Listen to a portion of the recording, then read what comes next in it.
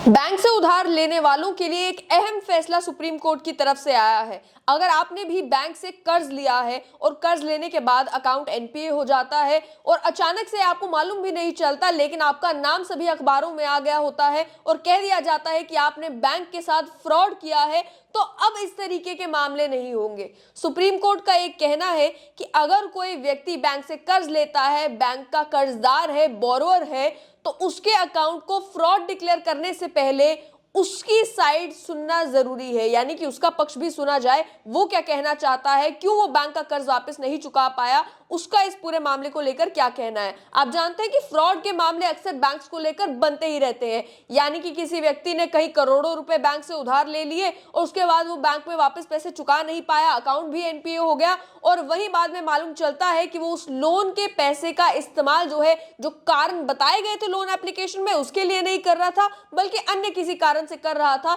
तो ऐसे में बैंक मजबूर हो जाता है एक तरफ उस व्यक्ति के अगेंस्ट केस करने पर और दूसरी ओर फ्रॉड चिल्लाने पर। लेकिन जहां तक बात आई है इन फ्रॉड केसेस की, इसको लेकर सुप्रीम कोर्ट में सुनवाई हुई और सुप्रीम कोर्ट में एक बेंच जिसे हेड कर रहे थे चीफ जस्टिस डीवाई चंद्रचूड़, उन्होंने तेलंगाना हाई कोर्ट के वर्डिक्ट को अपहोल्ड किया है और ये कहा है कि किसी भी अकाउंट को फ्रॉड डिक्लेयर करने से पहले आपको एक अपॉर्चुनिटी, एक मौका देना है कर्जदार को कि आप उनकी भी बात सुने, क्योंकि जब किसी के अकाउंट को फ्रॉड डिक्लेयर कर दिया जाता है तो उसके सिविल और क्रिमिनल कॉन्सिक्वेंसेस भी होते हैं। एक तरफ जो है उस बोरोअर को ब्लैकलिस्ट कर दिया जाता है, जो कर्जदार है वो ब्लैकलिस्ट हो जाता है कि वो किसी और बैंक के पास या किसी और फाइनेंशियल इंस्टीट्यूशन के पास अगर जाना चाहे कोई अमाउंट बोरो करने के लिए तो वो नहीं कर पाता। ऐसे में ये कहा गया कि मास्टर्स डायरेक्शन जो फ्रॉड के ऊपर है उसके तहत आपको सुनना जरूरी है कि जिसे आप फ्रॉड कह रहे हैं उसका पक्ष क्या है, वो क्या कहना चाहता है, और सुनने के बाद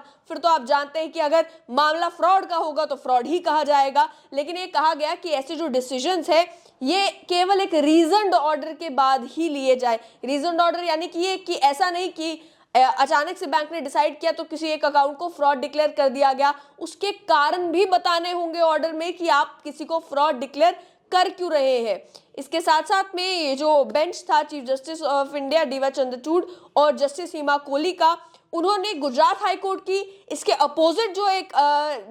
जजमेंट थी उसे भी सेट असाइड किया और साथ ही में इस जजमेंट के कुछ सिग्निफिकेंट कॉन्सिक्वेंसेस है। पहली चीज ये कही गई कि आप किसी भी तरीके से किसी एक व्यक्ति को बगैर उसे सुने जो है फ्रॉड डिक्लेयर ना करें, लेकिन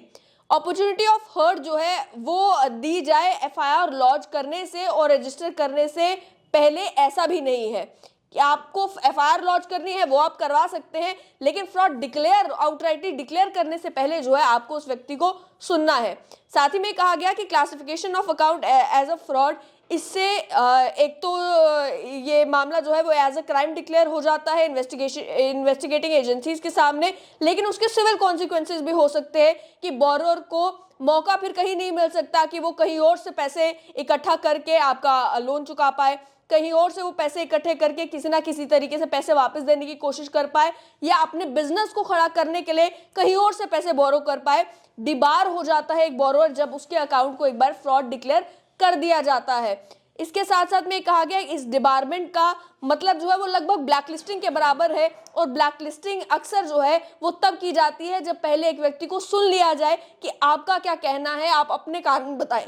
इसके साथ साथ में कहा गया कि जो प्रिंसिपल ऑफ नेचुरल जस्टिस है वो भी ये डिमांड करते हैं कि बोरोअर को पहले एक नोटिस सर्व किया जाए, आप उससे पूछें कि आप अपनी एक्सप्लेनेशन दें, आप फॉरेंसिक ऑडिट रिपोर्ट में जो कुछ निकला है उसको लेकर आपका क्या कहना है इसके बारे में बताएं। साथ ही में अगर किसी अकाउंट को फ्रॉड डिक्लेयर किया जाना है उसमें जॉइंट लेंडर्स हैं, यानी कि एक ही व्यक्ति बोरोअर नहीं है, अन्य लोग भी बोरोअर्स हैं, तो उनकी भी बात सुनी जाए। क्योंकि आप जानते हैं कि एक प्रोजेक्ट अगर 5 लोग मिलकर चला रहे हैं, 5 के 5 लोग बैंक के पास गए हैं कर्ज लेने के लिए, फ्रॉड एक व्यक्ति करता है लेकिन वो बाकी 4 लोगों का नाम भी जो है वो अखबारों में आना शुरू हो जाता है और ऐसा लगता है कि सभी जो है वो फ्रॉडस्टर्स हैं।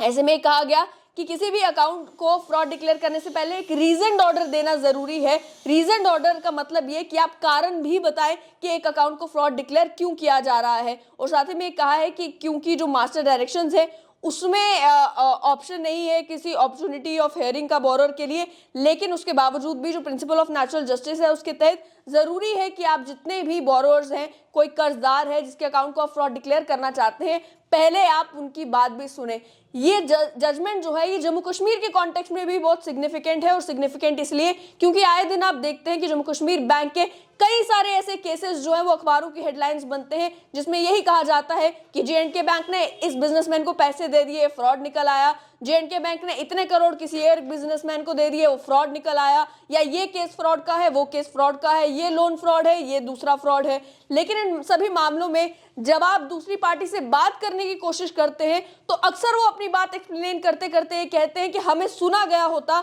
तो हम एक्सप्लेन करते कि हम फ्रॉड नहीं कर रहे थे, बल्कि हमारा पूरा इरादा था बैंक को पैसे वापस करने का, लेकिन क्योंकि सिचुएशन ऐसी बन गई इसलिए हम पैसे वापस नहीं कर पाए। और वहीं जो बाकी बातें की जा रही थी, मिसअप्रोप्रिएशन ऑफ फंड्स की है, बाकी सारी चीजें, हर एक की एक्सप्लेनेशन हम देने को तैयार थे अगर बैंक हमें मौका देता। तो हमें मौका दिया नहीं गया, फ्रॉड डिक्लेयर कर दिया गया, और उसका काफी बुरा असर जो है हमारे बाकी सभी बिजनेसेस के ऊपर पड़ा जो बिजनेसेस उस एक प्रोजेक्ट के साथ जुड़े हुए नहीं थे। तो इस तरीके के मामले आगे ना बने, इसी के चलते, और किसी भी एक कर्जदार की इमेज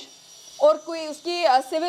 उसकी अन्य बोरोइंग्स के ऊपर कोई असर ना पड़े, इसके चलते सुप्रीम कोर्ट ने जो है इस मामले की सुनवाई करते हुए एक अहम जजमेंट में ये कहा है कि आप किसी भी कर्जदार के अकाउंट को फ्रॉड डिक्लेयर करने से पहले उसे मौका दें, उसकी भी सुने।